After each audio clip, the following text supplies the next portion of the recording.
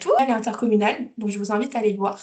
Donc ça, c'était la première étape. Et puis, suite à ça, on s'est dit qu'on devait accompagner les villes et intercommunalités membres dans le cadre de ces municipales. Et donc, cet hiver, nous avons mené une série de réunions qui sont intitulées Accompagner techniquement la transition sur les sujets de santé. Et donc, ces réunions, elles avaient vraiment vocation à aider les agents des collectivités à préparer le plaidoyer local en vue de l'arrivée des nouvelles équipes municipales. Et voilà, vraiment de les informer et les outils dans ce cadre-là, de répondre à leurs questions et leur apporter des réponses. Si jamais c'est quelque chose qui vous intéresse, il y a une synthèse qui est disponible en ligne qui reprend tout ça. Et en fait, c'était assez presque ludique, puisque pour chaque section, on avait des agents qui venaient présenter des pitchs de 3 minutes sur comment convaincre un élu. Et donc, ces pitchs-là, qui avaient beaucoup plus, on retranscrit. Donc ça, c'était la première étape. Euh, alors, attendez, je coupe un petit micro qui dérange. Une deuxième étape, c'est un kit nouvel élu qui est disponible aujourd'hui sur notre site web et qui va être très prochainement envoyé de façon postale aux villes santé. Et donc, l'objectif de ce kit, c'est de rassembler en un seul endroit toutes les ressources nécessaires pour commencer son mandat d'élu à la santé. Donc, ça rassemble. Bon, je vous montre à quoi ça ressemble. Je change d'écran, j'arrive. Ouais, c'est le groupe avec Nelly. Ouais, avec Véro, ouais.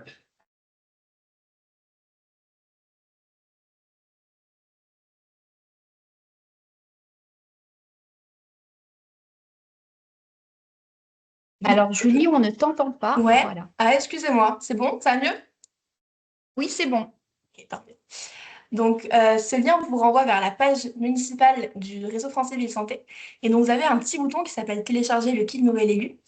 Et donc, ça vous renvoie sur un drive où il y a plein d'informations, donc notamment connaître le réseau. En fonction de si vous êtes Ville Santé ou pas Ville Santé, les informations diffèrent. Mais aujourd'hui, ce qui va nous intéresser, nous, c'est donc ce que je disais, l'ensemble de publications qu'on a jugées comme essentielles pour commencer son mandat d'élu, que vous allez toutes retrouver ici. Donc le livret dont je vous parlais, le plaidoyer de 4 pages, la synthèse aussi des réunions de cet hiver. Et puis après, en publication, on a plusieurs ouvrages dont on va vous parler aujourd'hui, en alimentation saine, en offre et accès aux soins, en santé mentale, des points ville santé sur différents sujets qui sont l'aboutissement de groupes de travail que nous avons pu mener. Et puis aussi nos dernières newsletters qui reprennent voilà, qui font une veille médiatique de ce qui se passe, de ce qui se passe et qui reprennent les informations du réseau. Alors, je re-switch. Hop.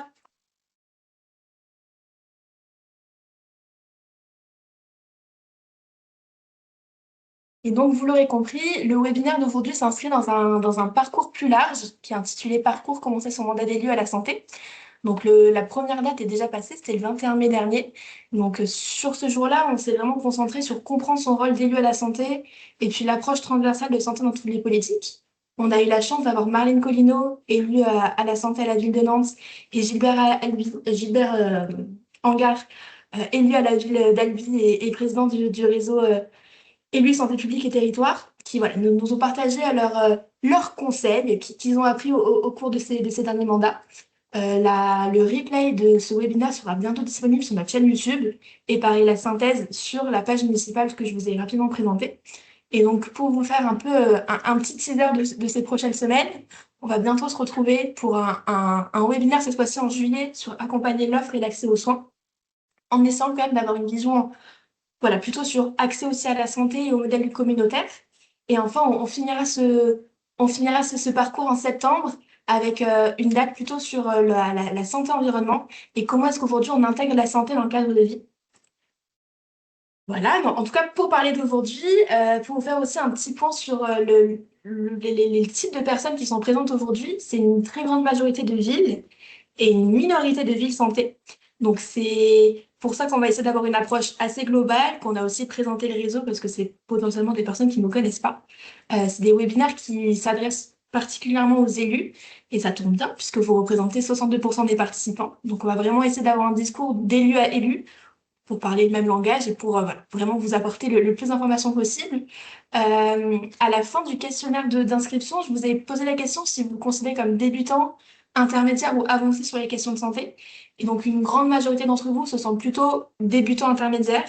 C'est pour ça qu'on va essayer d'avoir une vision assez générale en reprenant sur les grands concepts de santé pour, euh, pour voilà, montrer aussi que la santé, c'est pas seulement une affaire d'offre et d'accès aux soins. Et donc, pour ce webinaire, ça va être divisé en trois parties. Une première partie faite par Audrey qui va être vraiment sur les grands concepts de promotion et prévention en santé. Après, on a décidé de faire deux points focus. Un premier sur la santé mentale, puisque c'était vraiment une thématique qui revenait beaucoup dans les réponses aux questions. Et donc, on va montrer comment est-ce qu'une collectivité peut agir sur la santé mentale de ses habitants avec une intervention de Marie-Christine Sanec-Vavran, l'ancien élu à la mairie de Lille. S'en suivra un temps d'échange. Et puis, on fera la même chose cette fois-ci sur la santé des enfants avec une intervention de Madame Noudia Alex-Salem, qui est cette fois-ci l'élue à la ville de Bourg-en-Bresse. Enfin, un temps d'échange. Et puis après, très rapidement, on conclura sur les prochaines dates à venir, etc. Donc, je relaisse la parole à Audrey pour parler de promotion et prévention en santé. Merci Julie. Juste avant de commencer, il y avait une petite remarque dans le chat. Est-ce que tu peux, sans repartager ton écran, mais peut-être réexpliquer très rapidement comment les participants peuvent accéder sur notre site ou sur notre espace partagé au kit Nouvel Élu?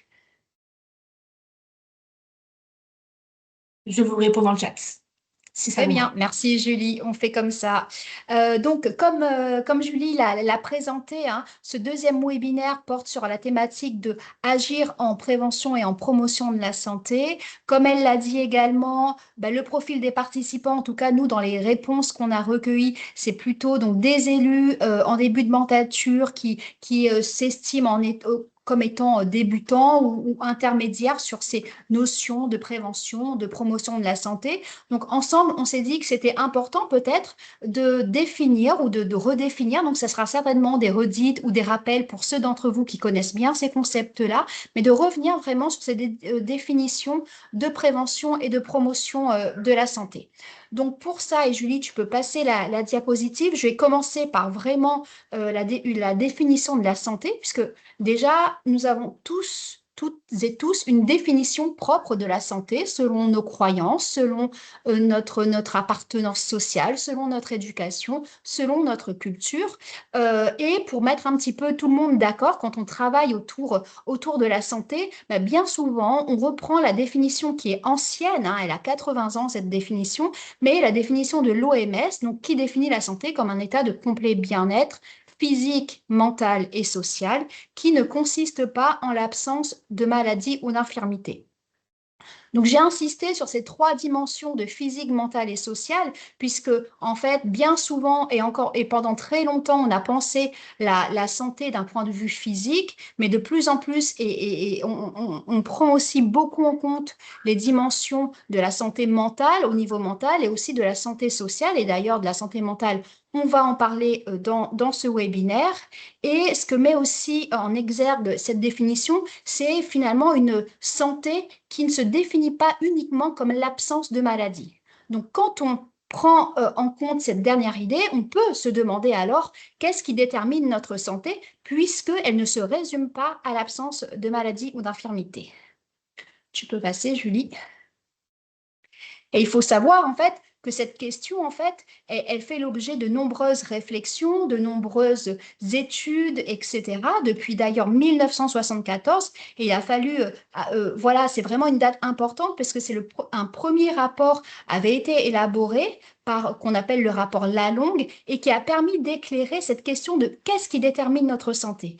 Et dans ce rapport, qu'est-ce qu'on nous montre? C'est que la santé, finalement, elle dépend de quatre grandes familles de facteurs, donc les facteurs biologiques, qu'on connaissait déjà finalement, hein, mais aussi les facteurs environnementaux, les habitudes de vie et le système de santé. Alors depuis cette date, bien évidemment, il y a eu différents modèles théoriques qui ont développé cette idée en fait, pour essayer de mieux comprendre l'action de ces facteurs sur notre santé, comment ils influençaient notre santé. Et ici, j'ai repris sur cette diapositive un des modèles théoriques les plus récents. En l'occurrence, c'est celui du ministère de la Santé. Tu peux passer, Julie.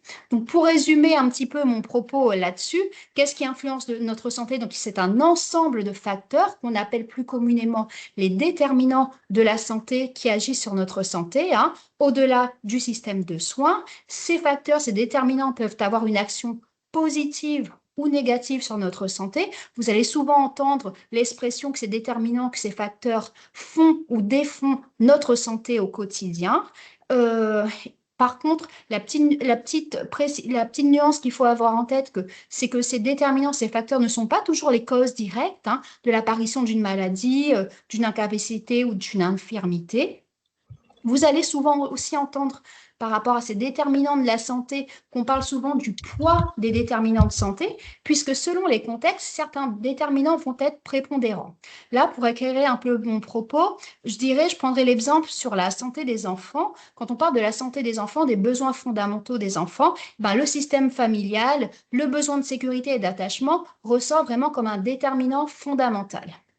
Et enfin, une dernière notion qu'il faut bien avoir en tête, c'est que ces facteurs, ces déterminants, ils n'agissent pas un à un de façon indépendante, mais ils sont bien interreliés, ce qui place finalement l'action en santé dans un système complexe, puisqu'il faut comprendre comment chaque déterminant influence la santé, comment ils interagissent entre eux, mais surtout, ce que nous montrent en fait ces déterminants de santé, c'est que pour agir sur la santé, il faut agir sur un ensemble de facteurs et que finalement, les réponses se trouvent dans différentes politiques. Elles vont se trouver dans les politiques de l'éducation, dans les politiques liées bien évidemment à la santé, au système de soins, mais elles vont être aussi liées aux politiques économiques et sociales, etc., etc.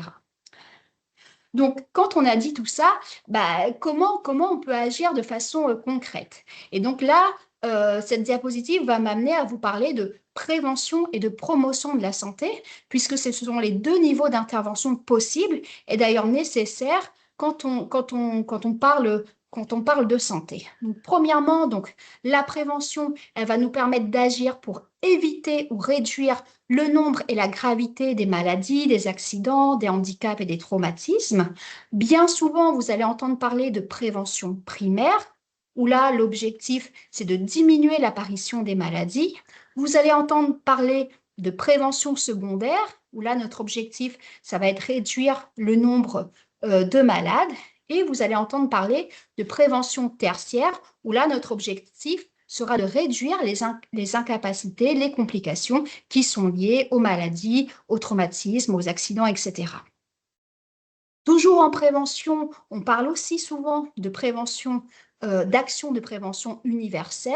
Donc là, c'est lorsque nos actions s'adressent à nous tous, communément, vous et moi, tout le monde.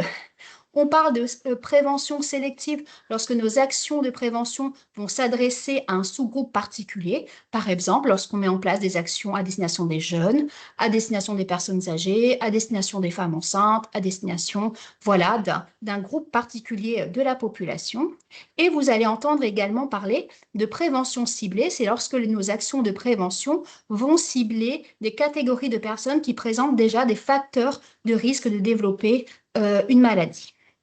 Donc, en miroir de la prévention et de façon vraiment complémentaire, le deuxième niveau d'intervention dont on parle aussi et qui est vraiment complémentaire à la prévention, c'est la promotion de la santé, où là, notre objectif finalement, ça va être de venir renforcer toutes les ressources qui permettent de rester en bonne santé. Donc, il y a un texte fondateur en promotion de la santé, c'est la Charte d'Ottawa. D'ailleurs, on en fête cette année les 40 ans et le réseau lors de ces rencontres nationales en novembre 2026 à Lyon, voilà, va traiter de cette charte, va revenir un peu sur les fondamentaux de cette charte. Donc, qu'est-ce qu'elle nous dit finalement? La promotion de la santé, c'est vraiment agir sur 5 axes qui vont vraiment permettre aux personnes d'être acteurs de leur santé et qui va permettre aussi au système de prendre en compte de façon très globale et toujours en prenant en compte le système de soins, mais pas que sur la santé. Donc, c'est comment on élabore des politiques publiques qui soient favorables à la santé, qui soient cohérentes entre elles et qui soient favorables à la santé, comment aussi on met en place des environnements de vie favorables à la santé dans la ville, peut-être des espaces ou des logements favorables à la santé, des espaces qui sont vraiment propices à la santé. Comment aussi on renforce les actions communautaires, les actions du vivre ensemble, la cohésion sociale, etc., etc. Comment on aide aussi, on accompagne les personnes à développer des aptitudes individuelles, à favoriser par exemple la pratique d'activités physiques et sportives, à adopter une alimentation la plus saine et durable possible, etc. Et comment aussi on réoriente les services de santé dans cette optique. Donc voilà un petit peu ces deux niveaux d'intervention qui finalement, comme je le disais, hein, ne sont pas l'un après l'autre ou l'un avant l'autre. Ce sont vraiment des deux niveaux qui s'inscrivent dans un continuum et dont nous, l'objectif aujourd'hui, c'était vraiment de revenir sur ces fondamentaux. Et ça m'amène justement à les appliquer sur les sujets qui font l'objet de ce webinaire. Donc la santé mentale dans un premier temps et la santé des enfants dans un deuxième temps. Mais je crois que pour commencer, on va parler de santé mentale. Donc là, mon propos, ça va vraiment être un propos introductif, puisque je laisserai davantage la parole et la place à notre élu pour nous faire part de son expérience sur ce sujet. Donc sur la santé mentale, là, on a décidé donc de reprendre un petit peu quelques grands leviers pour les villes et EPCI, en tout cas les grands leviers qu'elles peuvent activer pour agir sur la santé mentale. Donc déjà, comment c'est une action, comme je le disais, sur le cadre de vie. Agir, donc Julie, tu peux faire passer l'animation. Agir sur le cadre de vie, donc qu'est-ce qu'on y retrouve? Donc c'est une action pour promouvoir des logements qui soient sains pour la santé, une action aussi pour proposer des espaces verts dont on connaît les bénéfices pour la pratique d'activité physique, pour aussi la réduction du stress, pour le bien-être global des personnes. Ça va être aussi agir sur l'aménagement de la ville pour réduire les nuisances sonores, réduire le sentiment d'insécurité, etc., etc. Le deuxième niveau d'action que l'on peut citer pour l'action des villes en santé mentale, c'est de renforcer l'action communautaire. Donc, comme je l'ai déjà dit, hein, agir sur tout ce qui va faire cohésion sociale, tout ce qui va renforcer le lien social. On a beaucoup parlé du lien social l'année dernière. C'était la thématique des semaines d'information sur la santé mentale. Comment on favorise voilà, le fait d'instaurer des espaces publics où les gens peuvent se retrouver, à travers aussi les maisons de quartier, les centres socioculturels, etc.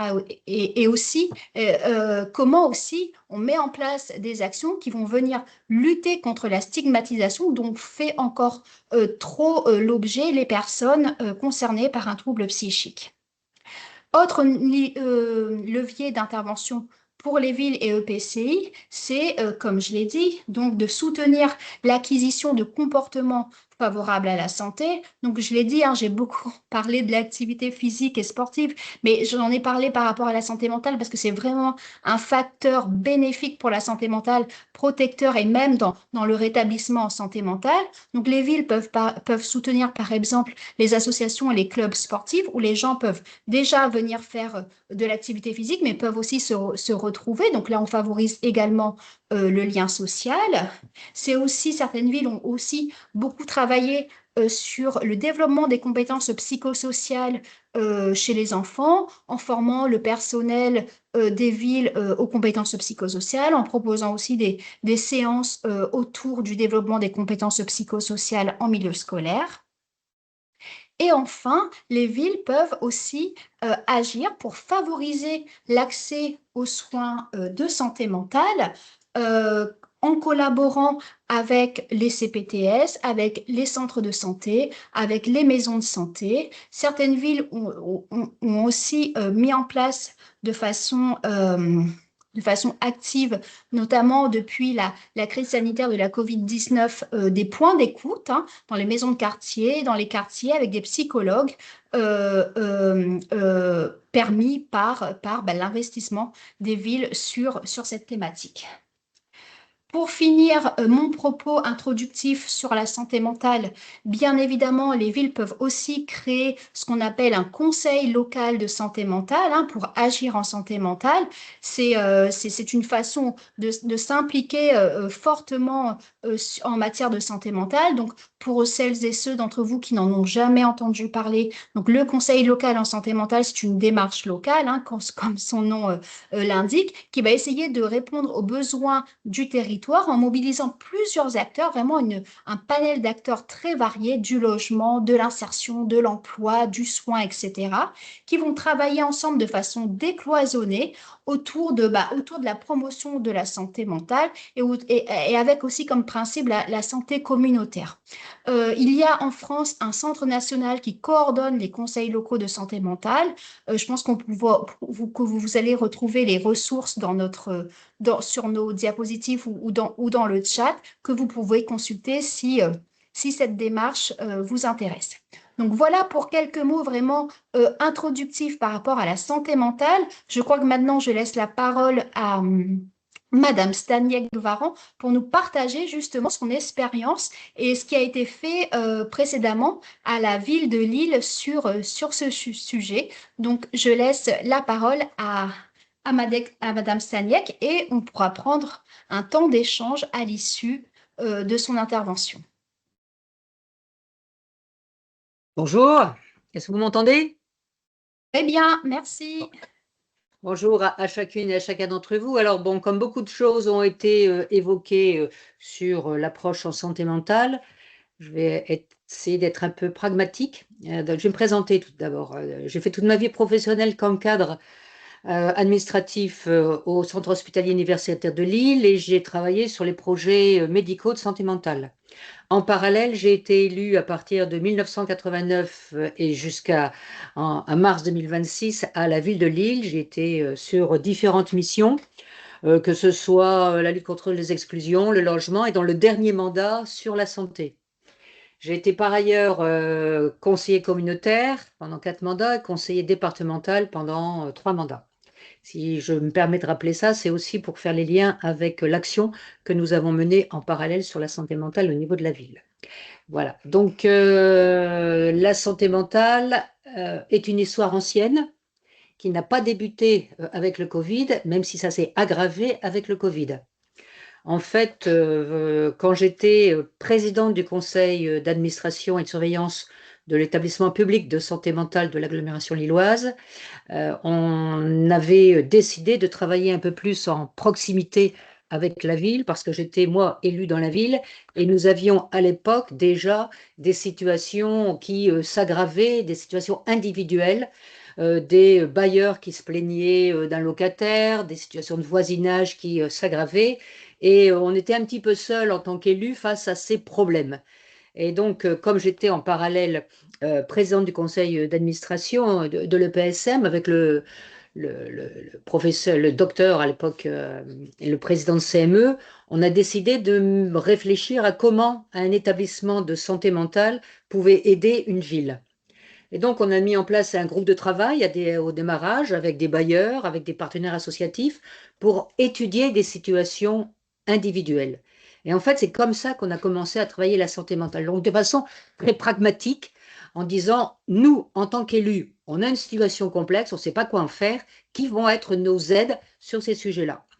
Et donc, on a fait ces premiers groupes de travail, on a un peu élargi ensuite, et on a fini par être une des premières villes à créer le conseil à l'époque lillois de santé mentale. On ne l'appelait pas encore local, puisqu'il était lillois et il a été porté, il est toujours porté aujourd'hui, à la fois par la ville de Lille en tant que partenaire de base et le PSM.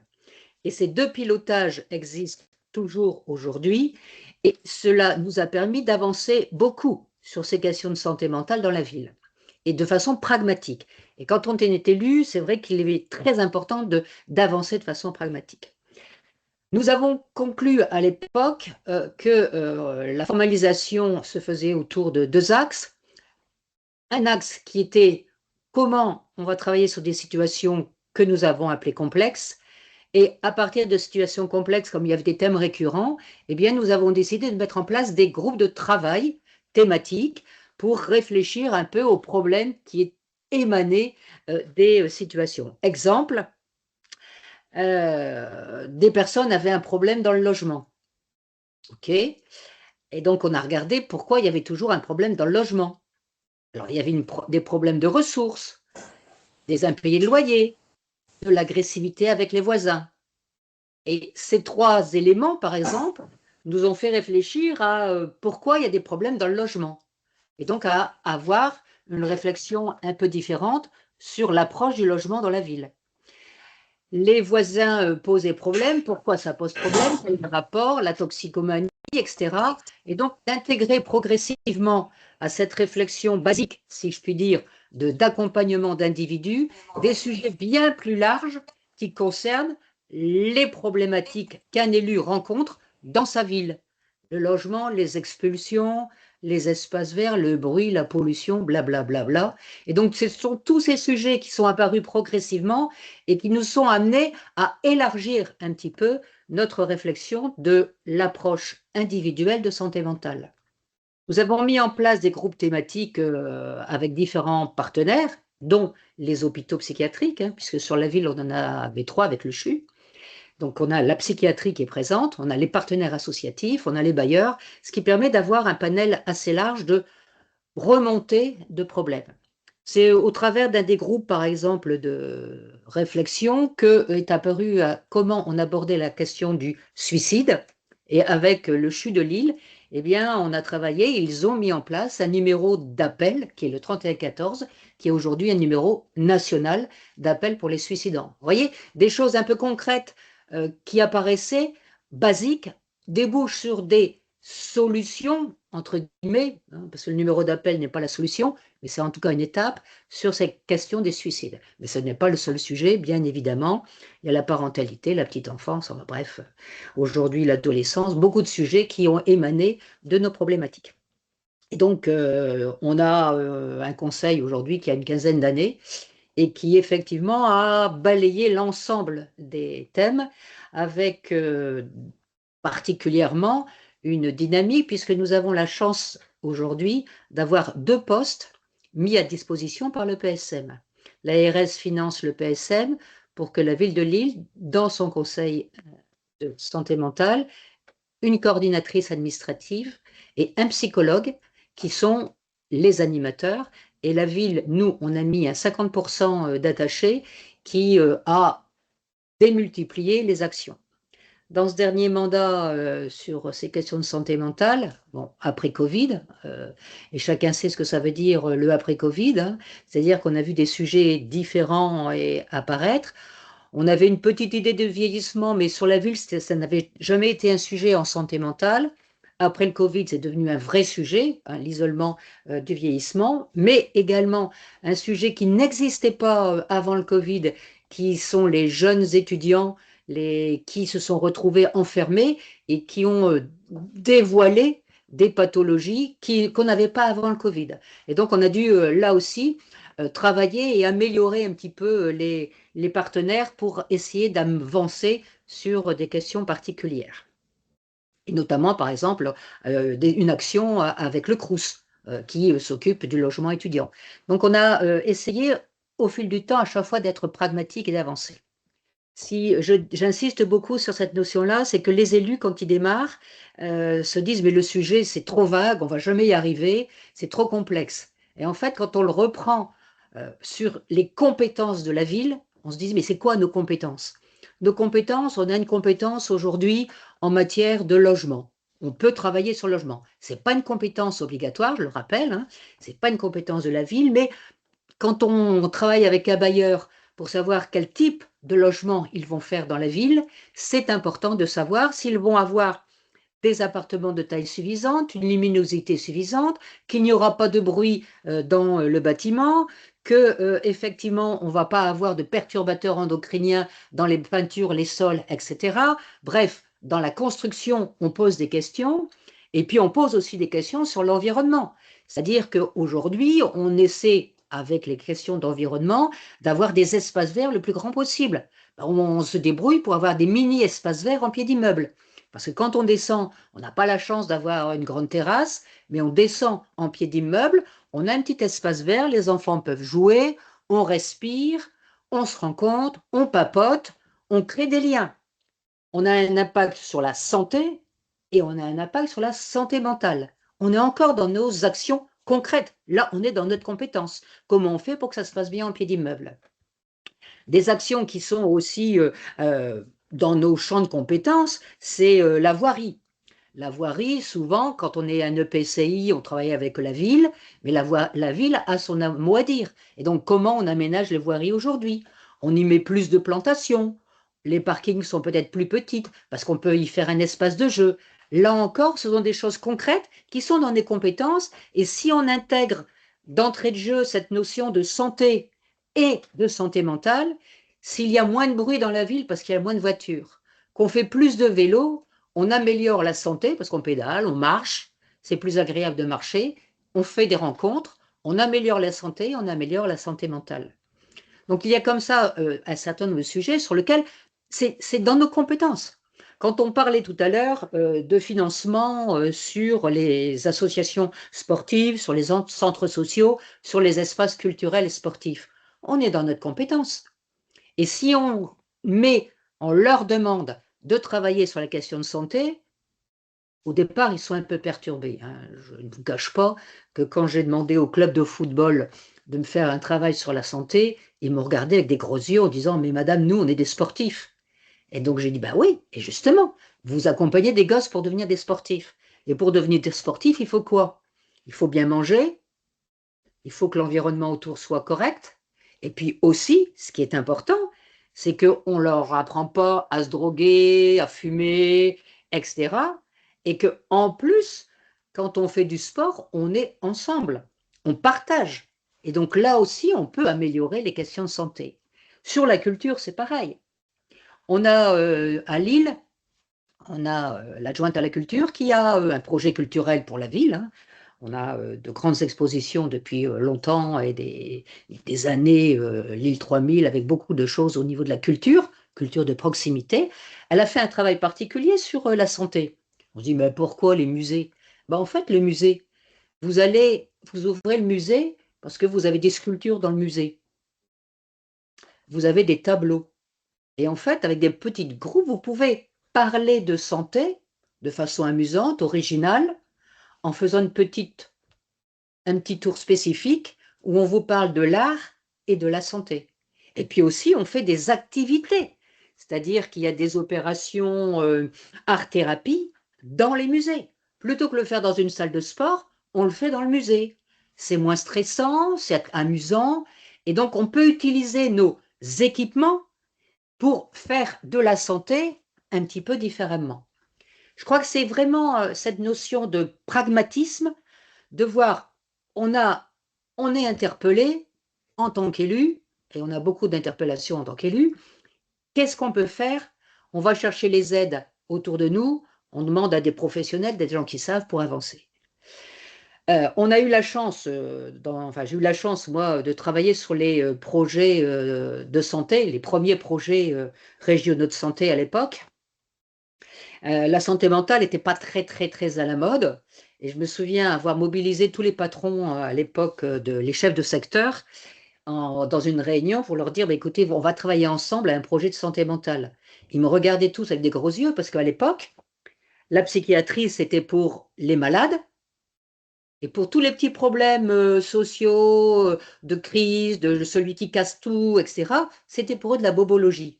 Ce n'était pas vraiment de la question de santé. Et aujourd'hui, on a évolué pour intégrer ces deux choses. On a la psychiatrie avec les maladies de la psychiatrie et on a toute cette question autour qui s'appelle la santé mentale. Et l'intérêt de les avoir amenés avec nous, c'est qu'ils ont un regard un petit peu différent, plus technique, mais ils se sont aussi confrontés à la réalité des associations qui leur disent, bah oui, mais et nous aujourd'hui, on a un problème, pour avoir une consultation en CMP, il faut attendre 3 mois. On a une urgence, qu'est-ce qu'on fait? Et donc ça les a obligés aussi en psychiatrie à réfléchir à leur mode d'accueil, comment on fait de l'accueil aujourd'hui dans la mesure où on n'a pas beaucoup de psychiatres, je le rappelle, et ça ne s'arrange pas, que dans les psychologues cliniciens ne sont toujours pas reconnus par l'État, et donc ça pose des problèmes parce qu'il n'y en a pas assez, et que quelque part, à un moment donné, nous, en tant qu'élus, on pourra mettre en place des outils pour que les gens soient dans le bien-être, mais il faudra bien quand même, à un moment, qu'on puisse connecter avec un médecin qui pourra prendre la personne en charge parce que ça va dépasser un petit peu ce qui est dans notre champ de compétences. À Lille, on a mis aussi en place quelque chose à l'époque qui n'existait pas, qui s'appelle des ateliers d'écoute. La ville de Lille a 10 quartiers, et donc on est divisé, il y a 10 mairies de quartier. Et donc on a mis en place une consultation de psychologue dans chaque mairie de quartier. On a décidé au départ que c'était les travailleurs sociaux qui prendraient les rendez-vous pour ces personnes, parce qu'on avait beaucoup de difficultés, des gens qui explosaient, qui cassaient tout, etc. Et donc on voulait protéger nos agents aussi. Et donc ces consultations de psychologues, elles ont assez bien marché, et aujourd'hui on a développé pour mettre aussi des consultations de psychologues dans les centres sociaux. Dans la première phase, on était sur les adultes, parce qu'on avait un bon réseau de prise en charge des adultes. Là, aujourd'hui, on réfléchit à mettre en place aussi des consultations de psycho pour les adolescents, mais avec le sujet, c'est comment on connecte avec la psychiatrie, parce que notre maison des adolescents, qui a plus de 10 ans, plus de 15 ans, elle est complètement saturée. C'est aussi voir comment on travaille avec la pédopsie, alors, les psychiatres, on n'en a pas beaucoup, mais les pédopsies, c'est encore pire. Comment on peut travailler avec eux, parce que quand on détecte une situation d'urgence, que nos psychologues disent oh là là, il faut aller plus loin, il faut qu'on puisse connecter, là encore, avec les CMP et la psychiatrie. Donc, d'où l'importance d'avoir un réseau qui se connaît bien et qui s'accepte avec ses contraintes et avec ses différences. On a beaucoup travaillé sur les semaines de santé mentale pour cela. Les semaines de santé mentale, ça a été un outil, c'est quelque chose de national, pour mener des actions dans la ville différentes. On a utilisé ces semaines pour donner de l'information, pour donner un autre visage de la maladie mentale. Et avec les partenaires, les structures, elles ont ouvert leurs portes, elles ont fait des actions et ça a permis de parler de santé mentale différemment et de dire effectivement qu'il y a des personnes qui ont un problème de santé mentale mais qui peuvent vivre sans aucun problème dans la cité comme tout le monde. Et on a aujourd'hui beaucoup d'actions sur les semaines de santé mentale. On en a un peu trop d'ailleurs, quelquefois on a du mal à tout faire. Donc on en a beaucoup, mais ça permet aussi aux uns et aux autres de se connaître et puis d'ouvrir et de passer l'information sur la ville. On a mis en place également des groupes de petits déjeuners, c'est l'interconnaissance, c'est-à-dire que dans la mairie, nous organisons, je ne sais plus, c'est tous les 2 mois, un petit déjeuner et donc nous invitons les partenaires à venir. Et donc, quand il y a un nouvel intervenant, il vient expliquer ce qu'il fait, ce qui permet de se connaître. Et on a des réunions qui sont un peu serrées parfois, puisqu'on a entre 50 et plus de 80 personnes qui viennent dans ces réunions de connexion, de connaissance, d'échange. Alors là, ce sont des associations ou des professionnels hein, qui viennent échanger sur ce qu'ils font et sur leurs problèmes. Et là aussi, ça permet de faire émerger un sujet et de se dire, bon, là, on a un problème, comment on va travailler sur ce sujet-là? Donc, vous voyez, c'est vraiment de façon pragmatique, avec la chance peut-être que comme moi, j'étais une vieille élue, mes collègues ont eu un peu de mal à ne pas parler de santé dans leur délégation, parce qu'on a fait un plan de santé dans le dernier mandat, et en fait, moi, j'ai demandé à tous mes collègues ce qu'ils faisaient en matière de santé. Et a priori, ils me disaient, ben rien. Et quand on a regardé avec eux dans chacune de leurs thématiques, toutes thématiques, on s'est rendu compte que chacun, sans le savoir, travaillait sur la santé.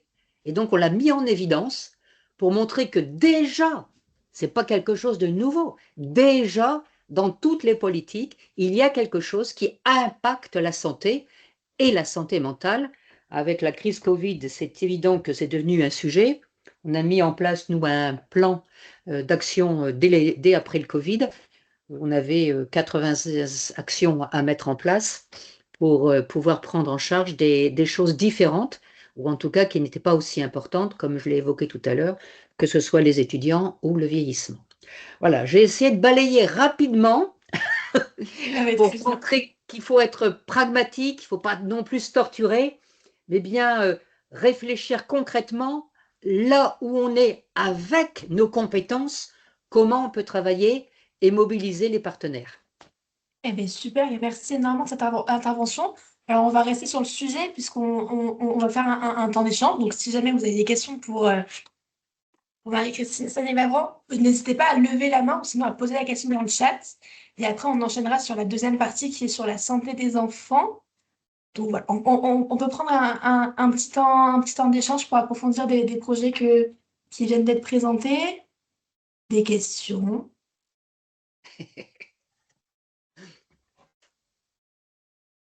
Alors, ou bien je n'ai pas Il été assez claire, ou bien il y a une grande timidité.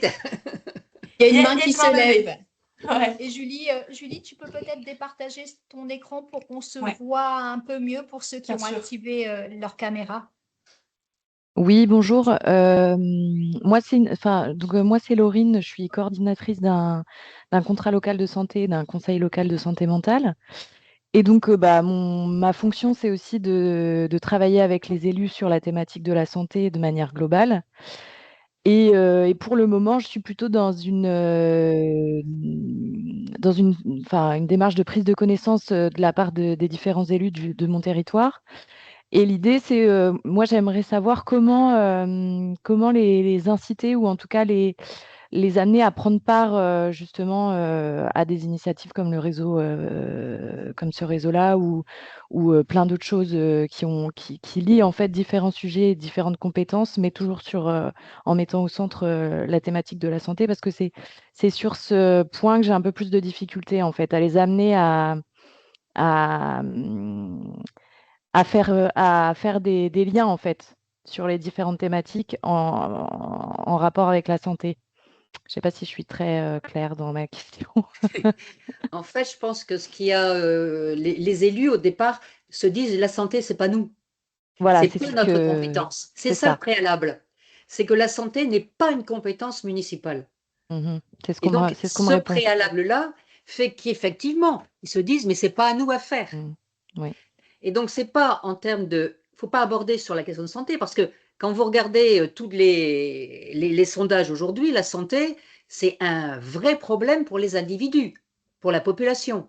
Parce qu'il n'y a pas accès aux médecins, parce qu'on cherche le spécialiste. Donc, pour la population, la grande crainte aujourd'hui, c'est si je suis malade, comment je vais faire pour aller chez le médecin ou avoir un spécialiste? Et ça, c'est un petit peu hors de notre champ à nous, en tant Mhm. qu'élus.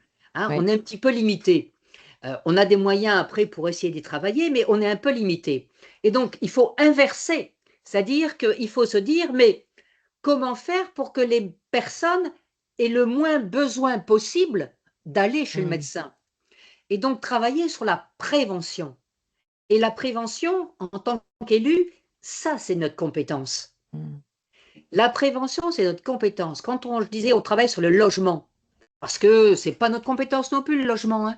Mais quand on a un bailleur devant nous qui nous vient de déposer un permis de construire, on peut lui poser des questions. Mhm. C'est notre compétence. Quand on travaille sur les voiries, ce que je disais tout à l'heure, ou sur un espace vert, c'est notre compétence. On est dans notre champ de compétences. Et donc c'est là où on se dit, on fait quoi comme espace vert? On va planter des arbres, ça sera bon pour l'environnement, ça sera bien pour les îlots de chaleur. Et pourquoi c'est bien pour les îlots de chaleur? Parce que quand il fait 35 degrés, que vous vivez dans un petit appartement, que vous n'avez pas de balcon, que vous n'avez pas de jardin, vous avez envie de taper sur le voisin à un moment donné, parce que vous en avez marre. Et donc, comment faire pour que ces personnes elles puissent descendre et aller dans un petit îlot tranquillos, papoter avec le voisin? Vous voyez, c'est Mhm. cette notion de on change le regard, on ne parle pas de la santé, mais on aborde la question de la prévention et donc avec l'impact santé. Moi, mes copains, quand ils me disaient ah ouais, on fait du vélo, ils me cassaient les pieds parce qu'ils voulaient retirer toutes les voitures dans la ville. À mon âge, c'est plus compliqué de faire du vélo. Donc on rigolait. Et donc quand je leur disais, mais je suis d'accord avec toi, parce que comme ça, les gens, ils vont faire du vélo et ça va bien, on pourra aussi faire de l'activité physique. Ben, elle dit, ben oui, bien sûr. Eh ben donc, tu vois que tu travailles sur la santé. Vous voyez, c'est aussi en inversant chez les collègues le regard. Je ne leur demande pas de faire, j'aurais jamais demandé de faire autre chose que ce qui était leur compétence. C'est leur compétence. Mais dans Ok. leur compétence, eh ben, il y a ce petit truc en plus qui fait que, bah oui, c'est vrai, je le fais. Bah oui, tu le fais. Vous voyez, c'est Oui. changer le regard sur le champ de compétences. Moi, j'insiste beaucoup, c'est notre champ de compétences d'abord. Mhm. Et dernière petite question, est-ce que, par exemple, c'est faisable de vous inviter sur un temps pour témoigner ou pas? Question comme ça, je demande. Oui, maintenant je suis plus élue, j'ai beaucoup plus de loisirs. J'ai décidé de prendre ma retraite. Oui, vous D'accord, pouvez ok. m'inviter. Ah, bah super. Mais je demanderai alors vos coordonnées ultérieurement. Il n'y a pas Oui, de souci. Merci beaucoup. pas de problème. Alors, merci beaucoup. Alors, juste, on va peut-être essayer de passer à la partie sur la santé des enfants, vu le temps qui nous reste. Et après, on remettra un temps d'échange pour les personnes qui souhaitent rester et continuer à échanger. En tout cas, merci encore, Madame Sanek-Bavran, pour cet éclairage merveilleux. Et pour les questions qui sont dans le chat. Alors, Audrey, je te Alors, relaisse les la questions parole. qui sont dans le chat, vous savez que je sais toujours pas utiliser ça. Alors, on va répondre aux questions dans le chat dans ce cas-là. Donc, vous allez me dire, et puis moi, je veux bien Alors, après. Ah, ça y est, je les ai lus. J'arrive à les Euh, lire, voilà, voilà, là, là, là. Alors, Ce qu'on peut faire, sur donc du coup, le CLSM peut être intégré dans un CLS? Oui. Je peux répondre tout de suite. Après, les ARS jouent là-dessus, mais oui, bien sûr. il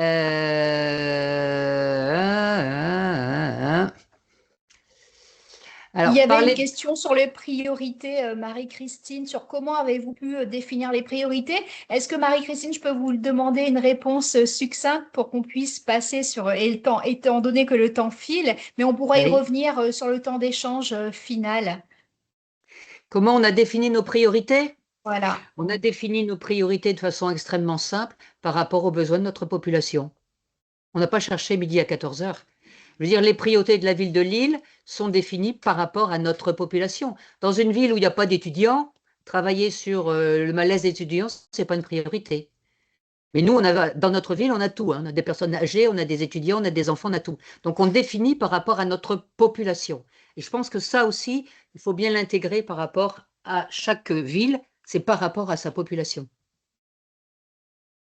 eh bien, merci Eh beaucoup bien, de cette réponse. On passe à la santé des enfants, Audrey, ça te va? on peut passer à la suite, oui. Et encore Alors, merci à Marie-Christine, qui a été aussi beaucoup impliquée dans le réseau français des villes santé, notamment en tant que vice-présidente sur la précédente mandature. Merci. Tout à fait, avec un grand plaisir.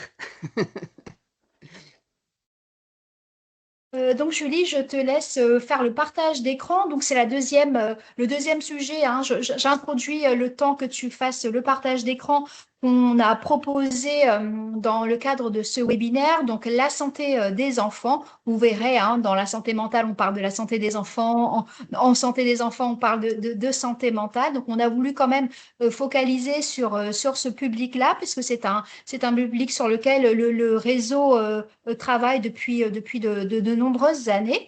Donc, de façon similaire que sur la santé mentale, moi, je vais évoquer les grands leviers, les grands niveaux d'intervention que les villes peuvent mobiliser à travers leurs compétences pour influencer positivement la santé des enfants. Et suite à ma présentation, donc, nous aurons une deuxième élue, donc l'élue de la ville de Bourg-en-Bresse, Madame Ouleb Saleb, qui interviendra, hein, comme précédemment, pour nous faire part de son expérience sur les projets aussi que sa ville a pu mener sur la santé des plus jeunes. Donc, Julie, tu peux passer la diapositive. Donc, pour agir sur la santé des enfants, donc les villes peuvent encore une fois mobiliser un bon nombre de leviers. Je commencerai de la façon la plus précoce possible. Donc, c'est agir le plus précocement possible, hein. Ça, c'est maintenant, on le retrouve beaucoup dans la littérature, etc. L'action précoce a vraiment un impact important quand on parle de santé des populations. Donc, agir précocement, c'est agir, par exemple, dans le cadre dès les 1000 premiers jours. Il y a des villes, par exemple, qui mettent en place le dispositif des ordonnances vertes. Des villes soutiennent ou portent aussi des maisons des 1000 premiers jours, des maisons où les parents peuvent bénéficier d'un soutien parental, où ils peuvent aussi bénéficier des conseils, des éducateurs, etc. Les villes mettent en place ou soutiennent aussi des lieux d'accueil pour les parents et les enfants. Le deuxième niveau d'intervention, c'est aussi de façon plus structurelle et plus globale, c'est repenser la ville. On en a un petit peu parlé, la ville qu'on entend souvent parler, la ville à hauteur des enfants, en tout cas la ville pour les enfants, il y a des villes par exemple qui s'inscrivent dans des démarches telles que la ville à hauteur d'enfants ou dans le réseau des villes amies des enfants de l'UNICEF. C'est aussi aménager le territoire pour qu'il soit bénéfique, adapté à ce public particulier. Je citerai ici l'exemple des villes qui déploient des rues scolaires ou des rues aux enfants aux abords des écoles. Voilà l'exemple de Marseille, La Rochelle ou d'autres villes encore, Angoulême. Et c'est aussi, quand on parle de repenser la ville pour les enfants, c'est aussi penser comment les enfants peuvent participer aux décisions qui sont prises et qui les concernent. C'est aussi comment on prend en compte la parole des enfants dans les décisions que l'on prend dans différentes politiques publiques. Bien évidemment, dans beaucoup de villes, il y a les conseils municipaux des enfants, mais comment on dépasse un petit peu cette question des instances et comment, à travers les différentes politiques publiques, on prend réellement en compte la participation des enfants, leurs besoins, etc., etc. Un troisième niveau d'intervention qui est possible, c'est plus sur un aspect de santé-environnement, c'est réduire l'exposition des enfants aux différentes sources des polluants. Ça va être par exemple la surveillance de la qualité de l'air intérieur, ça va être limiter l'exposition des enfants aux perturbateurs endocriniens, en réduisant par exemple dans les cantines scolaires ou en limitant ou en remplaçant le matériel des cantines qui est en plastique. Ça va être aussi instaurer par exemple des espaces sans tabac aux abords des écoles. D'ailleurs, c'est une obligation aujourd'hui. Un autre levier d'intervention possible pour agir sur la santé des enfants, c'est, comme je l'ai dit, sur la santé mentale, promouvoir des comportements qui soient favorables à la santé. Donc, j'y reviendrai pas. Beaucoup de villes s'investissent dans la promotion des activités physiques et sportives dans le cadre scolaire, périscolaire, les mercredis, etc. C'est permettre aussi l'accès à une alimentation saine. Et ça, les villes là-dessus sont très promotrices à travers les services de restauration collective. C'est, comme je l'ai dit aussi, les formations autour des compétences psychosociales, mais beaucoup de villes aussi abordent le sujet de l'exposition aux écrans, à l'usage des écrans, et de plus en plus de villes aussi se préoccupent autour des sujets des violences faites aux enfants. Et enfin, pour finir, quand on parle de santé des enfants, il y a vraiment un lien fort entre santé et éducation. C'est comment les villes agissent déjà à travers des dispositifs importants et phares que sont les cités éducatives, les programmes de réussite éducative qui permettent en fait d'agir pour l'éducation et pour l'égalité des chances en permettant aux enfants et aux jeunes des quartiers prioritaires de la ville de bénéficier d'un accompagnement personnalisé, d'un accompagnement plus resserré de la communauté éducative. Donc voilà, ces différents niveaux d'intervention nous montrent là encore une fois que agir sur la santé d'un public en particulier, c'est vraiment agir sur différentes politiques publiques. Donc, vous pourrez retrouver de façon beaucoup plus détaillée dans nos ressources, et là, je pense que la petite animation va arriver. Donc, on a différentes publications qui ont été faites dernièrement sur ces sujets-là, sur la santé des jeunes, sur la santé des enfants, aussi avec un recueil d'actions dans lequel vous pourrez retrouver des fiches actions des villes qui décrivent de façon assez détaillée comment elles mènent leurs projets. Et pour nos villes adhérentes, bien évidemment, vous avez l'espace réservé du site internet du réseau sur lequel vous pouvez retrouver encore davantage de ressources. Donc voilà pour les propos introductifs sur ce sujet. Comme auparavant, je laisse maintenant la parole à Madame l'élue à la santé de la ville de Bourg-en-Bresse qui nous a rejoint normalement et à qui je laisse la parole et on prendra vos questions. Julie prendra vos questions juste après son intervention. Merci à vous, Madame Ouleb Salem. Je vous laisse intervenir. Oui, merci. Merci. Bonjour à toutes et à tous. Alors oui, vous m'avez présenté vite fait. Je suis Nadia Ouled Salem. Je suis élue à la ville de Bourg-en-Bresse. Je suis maire adjointe entre autres, la santé. Et je vais vous expliquer un petit peu. Alors, on a gagné les élections. Donc, j'étais déjà élue à la santé sous le mandat précédent. Je garde la même délégation avec la petite enfance en plus. Alors voilà, je vous présente quand même pour ceux qui ne connaissent pas Bourg-en-Bresse. Alors on dit Bourg-en-Bresse, vous avez dit Bourg-en-Bresse, mais c'est comme tout le monde, comme tous ceux qui n'habitent pas à Bourg-en-Bresse. Et donc Bourg-en-Bresse, c'est une commune de 42 000 habitants dans une agglo de 75 communes. Voilà, moi je suis l'élu de référence et on a un service hygiène et santé publique. Je cadre un petit peu les choses pour vous dire après comment on a déployé des moyens. On a un service hygiène et santé. Au sein de ce service, on a une responsable action, promotion, prévention, santé et qui gère aussi notre contrat local de santé. On a aussi une médiatrice en santé qui a un profil infirmière diplômée d'État. Voilà, et puis on a aussi des inspecteurs en matière d'hygiène pour intervenir sur le territoire. Voilà, alors je place juste le cadre parce que pour vraiment se dire que le soin, c'est pas notre compétence. Le soin, vous l'avez peut-être dit précédemment, j'ai pas pu me connecter.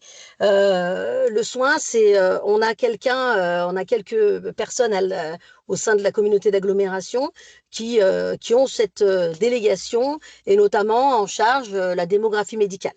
Voilà, donc c'est vrai que quand un problème médical, on vient voir le maire en disant oui, mais bon, vous faites rien, il n'y a pas de médecin, etc. Et c'est vrai que ce qu'on attend d'une municipalité, la compétence d'une municipalité, ce sont les actions de prévention. Moi, je suis là pour vous faire part de ma parole d'élu et c'est vrai que je souhaitais partager mon expérience parce que quand j'ai pris la délégation en 2020 de la santé, en fait, j'ai eu quelques mois à m'interroger, à me positionner, à savoir, à me dire mais qu'est-ce que je peux apporter en fait? Je suis pas une professionnelle de santé. Et puis, pour installer des médecins, c'est pas forcément le pouvoir du maire. Donc, comment je peux intervenir? Et en fait, c'est un médecin psychiatre qui m'avait, parce que 2020, vous vous souvenez tous du contexte, hein, l'installation a été complexe, et une des premières réunions de terrain a été le conseil local en santé mentale. Et donc, j'avais en ma présence la directrice de l'ARS et un psychiatre, et ils m'ont dit, mais faut pas vous interroger, en fait, votre action, c'est le bien-être physique et mental de vos concitoyens. Et en fait, ça a débloqué plein de choses en moi pour me dire, mais en fait, oui, je vais être utile avec ma compétence, avec mon équipe sur le bien-être mental et physique de mes concitoyens. Et en fait, voilà, du coup, ça a permis aussi de débloquer plein de choses en matière de politique parce qu'on relève de politique municipale. Et en fait, au sein de la ville de Bourg-en-Bresse, on a décidé, alors c'est pareil, ça va être une continuité, mais pendant 6 ans, on a mis en place un comité de pilotage qu'on a appelé Naître et bien grandir à Bourg-en-Bresse. Ce comité de pilotage, il a toujours été composé de 6 adjoints, enfin 6 élus, et avec des délégations différentes c'est une rencontre mensuelle avec les services, évidemment, accompagnants. On organise un colloque une fois par an pour réunir tous les partenaires. C'est plus de 120 partenaires qui répondent présents sur ces actions. Et puis, on a créé aussi un guide. Donc, vous pourrez le trouver sur notre site internet. Je pense qu'il est dématérialisé. Et voilà. Et donc, ça nous a permis, j'insiste là-dessus parce que c'est cette force-là qui fait qu'aussi, on avance plus vite dans la mise en place de politiques municipales en lien avec les enfants. La santé, la promotion, la prévention et la promotion de la santé des enfants. Donc, c'est vrai que ce COPIL, il n'a pas que l'axe prévention, santé, bien-être, mais c'est un des axes forts de cette politique qu'on a mis en place.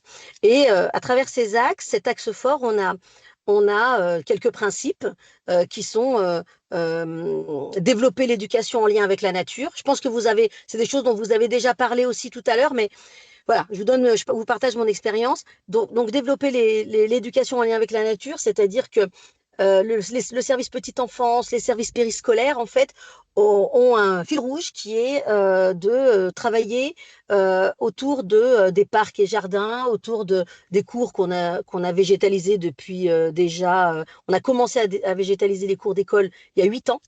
Donc là, on arrive aux 2 dernières cours à végétaliser. Et il y a tout un travail maintenant autour de ces nouveaux espaces verts créés pour les enfants tout de suite près d'eux.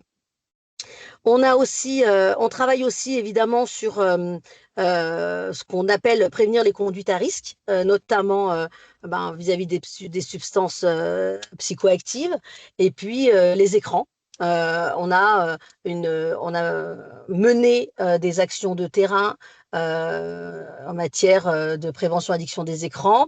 On a une grosse animation qui arrive ici sur début juillet avec un jeune homme qui a été addict aux écrans et qui s'en est sorti et qui fait du enfin, c'est pas du motocross, ça doit être du vélo acrobatique. Et en fait, il tourne sur le territoire en fait et on fait appel à ses services pour avoir une grosse animation sur une journée pour qu'il partage son expérience et puis qui explique un petit peu comment il a vécu cette addiction et comment il s'en est sorti.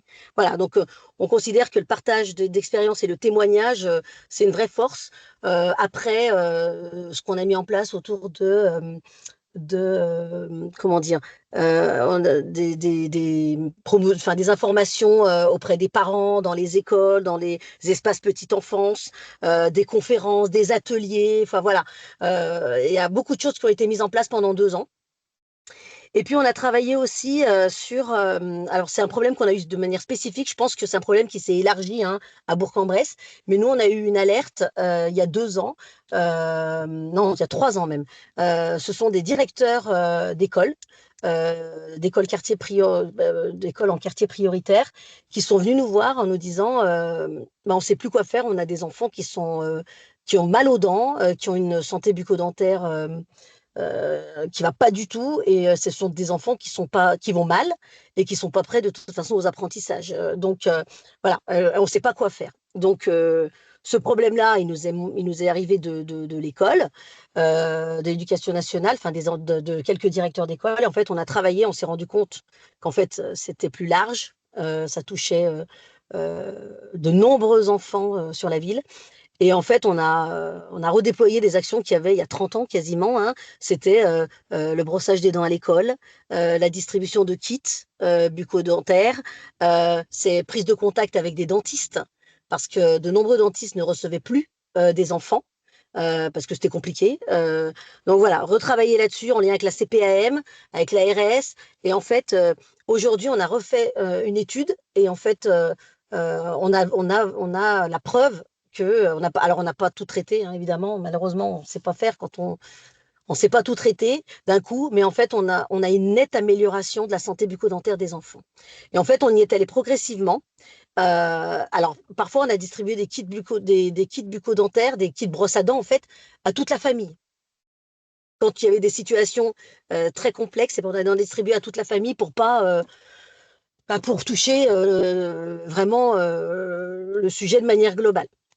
Voilà. Et puis, je ne reviens pas sur l'activité physique et l'équilibre alimentaire.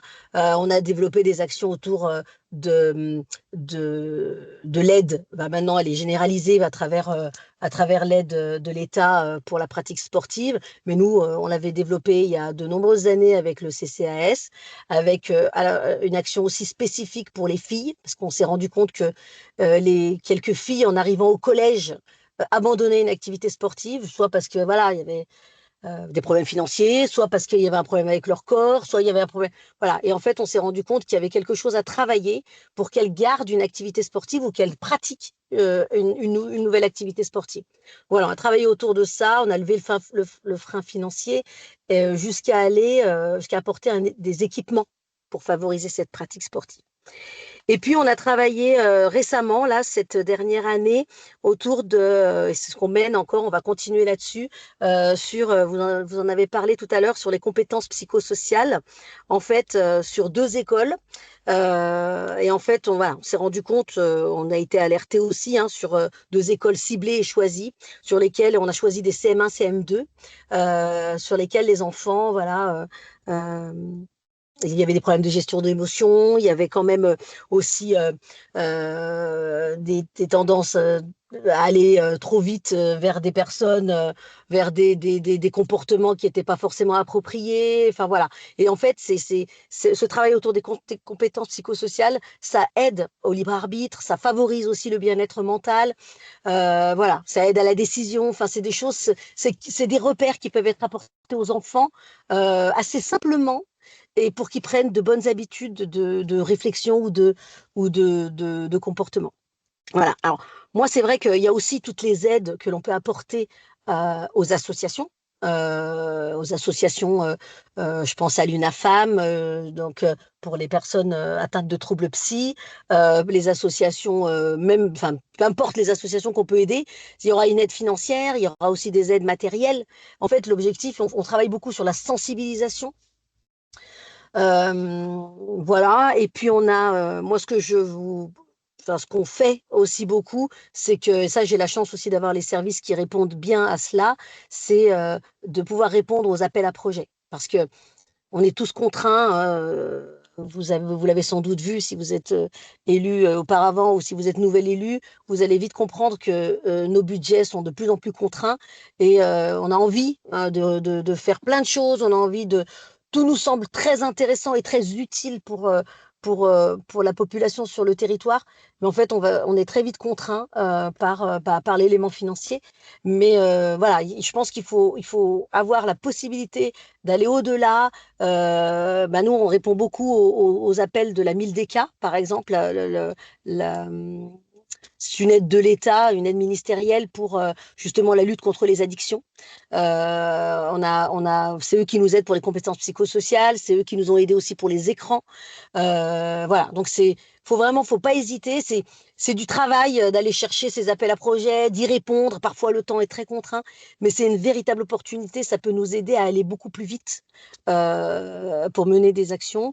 Et puis, en fait, on a aussi, je pense qu'il faut se reposer aussi sur le réseau partenarial parce que on est tous assez riches d'associations sur nos territoires. Elles font plein de choses, elles connaissent aussi les populations, elles ont aussi leur expérience et voilà, parfois on peut les aider même de manière matérielle et cette petite aide, elle peut faire la différence aussi sur le territoire. Et bien, Voilà, je pense que merci j'ai fait le tour. énormément. Ouais, vraiment, merci beaucoup. Puis merci surtout de ce message d'espoir à la fin, après un diagnostic assez négatif. Alors, le temps, on a pris un peu de retard, mais si jamais il y a quelques questions, on va en prendre quelques-unes, ou sinon, on garde ce temps d'échange pour la fin, comme vous préférez. Si jamais il y a des questions, n'hésitez pas à lever la main ou alors les poser dans le chat, et on y répondra très rapidement.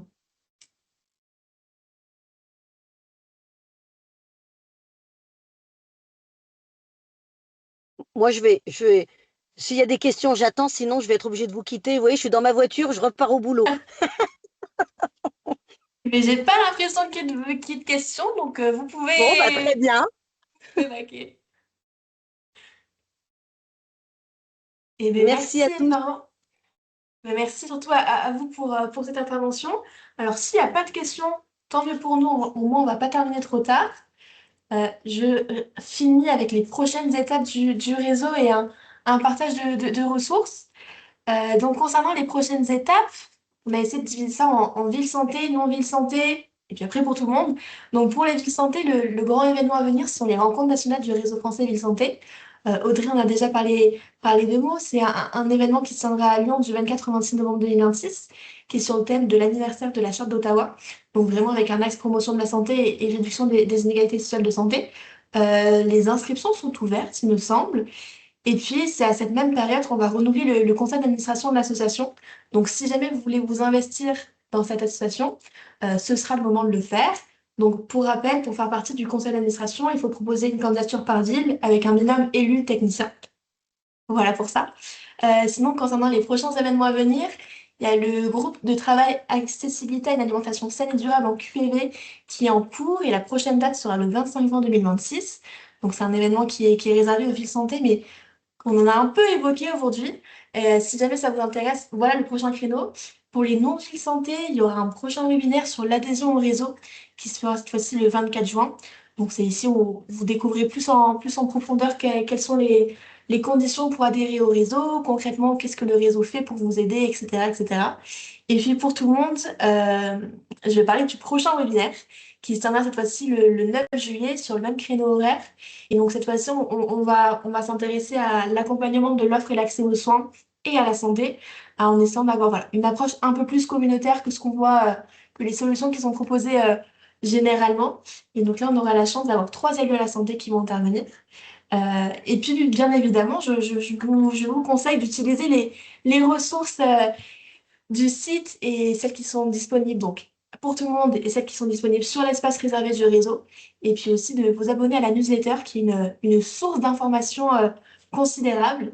Je vous ai mis 3 contacts, celui de Maud Luerne, la directrice pour toutes des questions, par exemple d'adhésion, Audrey Gonod sur des questions de promotion, prévention en santé, et puis moi-même pour tout ce qui est de l'accompagnement de ce cycle de webinaire et plus généralement de l'approche pour l'accompagnement pour les municipales 2026.